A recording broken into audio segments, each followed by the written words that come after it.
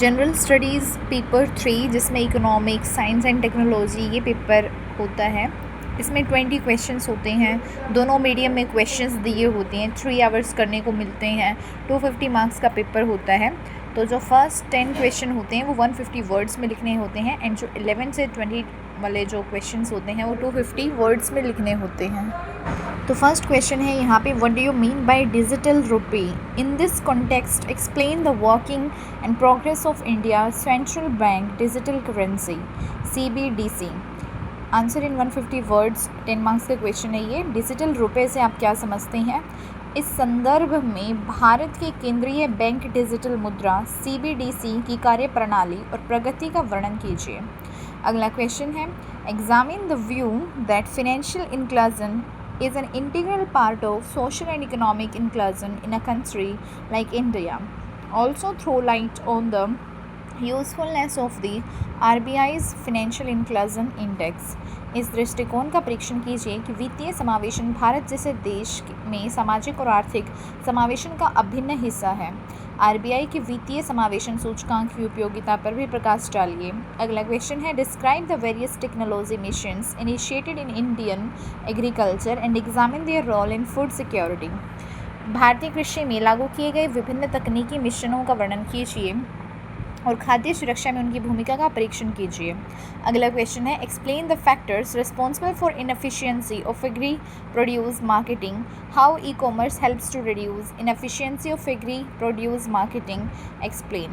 कृषि उत्पाद विपणन की अदक्षता हेतु उत्तरदायी कारकों को समझाइए। कृषि उत्पाद विपणन की अदक्षता को कम करने में ई वाणिज्य किस प्रकार सहायता करता है, समझाइए। अगला क्वेश्चन है, 2 उदाहरण देकर समझाइए कि जैव प्रौद्योगिकी ने भारतीय किसानों को उनकी नाशवान फसलों के प्रसंस्करण में कैसे सहायता की है। Explain by giving 2 examples how biotechnology has helped the Indian farmer in processing their perishable crops. Next question है, एक दूध प्रजनक रिएक्टर FBR और एक तापीय परमाणुक रिएक्टर के बीच भेद बताइए।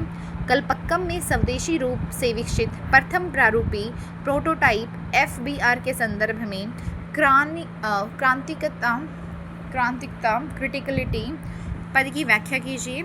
हमारे देश के स्वच्छ ऊर्जा भविष्य के लिए इसके निहितार्थ क्या है वो बताइए। Distinguish between a fast breeder reactor and a thermal nuclear reactor in the context of first indigenously developed prototype FBR at Kalpakkam. Explain the term criticality. What are its implications for the clean energy future of our country? Next question है, उपयुक्त उदाहरणों सहित चर्चा कीजिए कि भारत की पारिस्थितिकी रूप से संवेदनशील क्षेत्रों में द्रुत अवसंरचना विकास और आपदा जोखिम में कमी के बीच के विरोधाभास का प्रबंधन किस प्रकार किया जा सकता है। Discuss how the contradictions between rapid infrastructure development and disaster risk reduction in ecologically sensitive area of India can be managed with suitable examples. Next question है, कुनमिंग मॉन्ट्रियल वैश्विक जैव विविधता फ्रेमवर्क के उद्देश्य और लक्ष्यों की चर्चा कीजिए। उपयुक्त उदाहरण देते हुए इस फ्रेमवर्क के लक्ष्यों और उद्देश्यों को प्राप्त करने के लिए भारत की प्रतिबद्धताओं और पहलों का उल्लेख कीजिए। Discuss the aim and goals of Kunming Montreal global biodiversity framework. Mention India's commitments and initiatives to achieve the goals and targets of this framework giving suitable examples. Next question है, भारतीय संदर्भ में फर्जी समाचार और दुष्प्रचार किस प्रकार आंतरिक सुरक्षा और सार्वजनिक व्यवस्था के लिए खतरा पैदा करता है, इसका वर्णन कीजिए। इस संदर्भ में सूचना प्रौद्योगिकी मध्यस्थ दिशा निर्देश और डिजिटल मीडिया आचार संहिता नियम 2021 के संबंध में किए गए संशोधन की प्रमुख विशेषताओं पर चर्चा कीजिए। Explain how fake news and disinformation pose threat to Indian internal security and public order in Indian context. In this regard, discuss salient features of amendments in respect of information technology, intermediary guidelines, and digital media ethics code rule 2021. Next question है, लद्दाख रणनीतिक रूप से चीन और पाकिस्तान के मध्य स्थित है। स्थानीय लोगों का दिल और दिमाग जीतने के लिए केंद्र सरकार द्वारा सीमा क्षेत्र विकास कार्यक्रमों BADP और सेना द्वारा नागरिक कार्यवाही की विवेचना कीजिए। लद्दाख के लिए संविधान की 6ठी अनुसूची के प्रावधान की घोषणा की मांग की भी विवेचना कीजिए। Ladakh is strategically located between China and Pakistan as a measure to win hearts and minds of locals. Discuss the border area development programs BADP by the central government and civic actions by the army. Also discuss demand of promulgation of provision of the 6th schedule of constitution for Ladakh. Next question है, भारत की ऊर्जा सुरक्षा की प्रमुख चुनौतियों को समझाइए। आर्थिक समृद्धि और संधारणीयता के साथ ऊर्जा सुरक्षा को सुनिश्चित करने हेतु आप किन उपायों का सुझाव देंगे? Explain the key challenges for the India's energy security. What measures do you suggest for ensuring energy security along with economic growth and sustainability?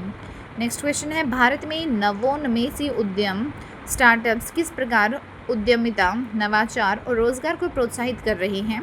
उनकी कार्यप्रणाली में वैश्विक और घरेलू चुनौतियों की विवेचना कीजिए और उन चुनौतियों को पराजित करने हेतु उपयुक्त सुझाव दीजिए।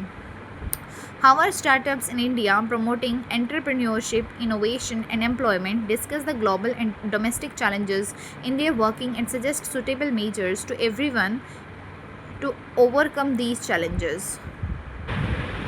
भारतीय कृषि किस प्रकार खाद्य के अभाव से खाद्य अतिरेक स्तर तक रूपांतरित हुई है? भारतीय कृषि के विविधीकरण हेतु की गई विभिन्न सरकारी नीतियों का वर्णन कीजिए। How Indian agriculture has been transformed from food security to food surplus level. Explain the various government policies implemented for diversification of Indian agriculture. Next question है, भारत सरकार द्वारा कृषि क्षेत्र में प्रदान किए जाने वाले विभिन्न प्रकार के अनुदानों और सहायता की विवेचना कीजिए। विश्व व्यापार संगठन WTO के कृषि समझौते से संबंधित मुद्दों का परीक्षण कीजिए। Discuss the different types of subsidies and supports provided by the government of India to agricultural sector. Examine the related issues pertaining to agreement on agriculture of World Trade Organization. Next question है, mission दृष्टि की प्रमुख विशेषताओं का उल्लेख कीजिए। 3 मई 2026 को प्रक्षेपित उपग्रह में प्रयुक्त प्रतिबिंबीकरण की तकनीकियों इमेजिंग टेक्निक्स की विवेचना कीजिए। यह विश्व में अपने प्रकार का प्रथम उपग्रह क्यों माना जा रहा है? Mention salient features of mission Drishti. Discuss the imaging techniques used in the satellite launched on 3 May 2026. Why it is being considered world's first satellite of its kind. Next question है, एजेंटिक कृत्रिम बुद्धिमत्ता AI क्या है? इसकी कार्यप्रणाली को समझाइए। इसके अनुप्रयोगों का वर्णन उचित उदाहरणों के साथ कीजिए। एजेंटिक AI प्रणालियों से संबंध लाभों, जोखिमों और चुनौतियों की चर्चा कीजिए। What is agentic artificial intelligence AI? Explain its working. Describe its applications with suitable examples. Discuss the advantages, risks and challenges associated with the agentic AI systems.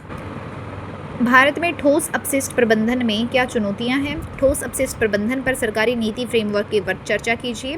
ठोस अपशिष्ट प्रबंधन पहलों की मुख्य विशेषताओं पर प्रकाश डालते हुए दिल्ली और इंदौर शहरों के सफलता विफलता मामलों की चर्चा कीजिए।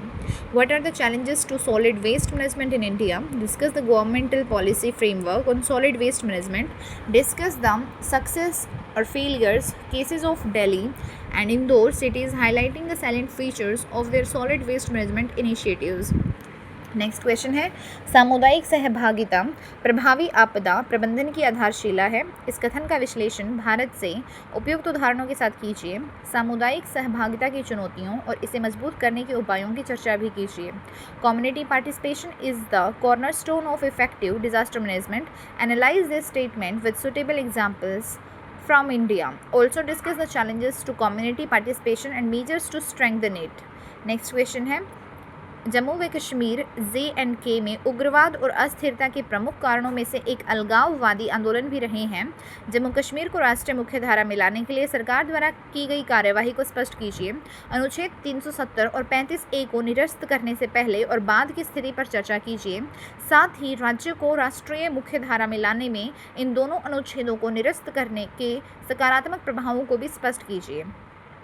Separatist movements have been one of the major factors contributing to military and instability in Jammu and Kashmir.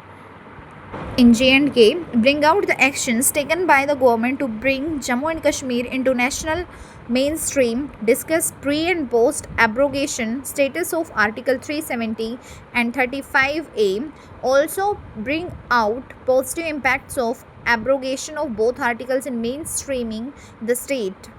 Answer this question. Bharat में आतंकवाद के वित्तपोषण के प्रमुख स्रोतों के रूप में नकली मुद्रा और धन शोधन मनी लॉन्ड्रिंग पर चर्चा कीजिए। इन खतरों को रोकने के लिए अंतर्राष्ट्रीय स्तर पर की जा रही कार्रवाइयों का विवरण प्रस्तुत कीजिए। आतंकी वित्तपोषण को रोकने में वित्तीय कार्रवाई कार्यबल financial action task force FATF की भूमिका और इसके सदस्य देशों द्वारा अपनाए जा रहे अनुपालन के तरीकों पर प्रकाश डालिए। Discuss counterfeit currency and money laundering as major sources of terror funding in India.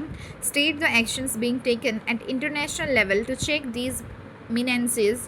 Highlight the role of Financial Action Task Force FATF and methods of compliance by its member states in preventing terror funding. So this is the question paper of year 2026 GS3.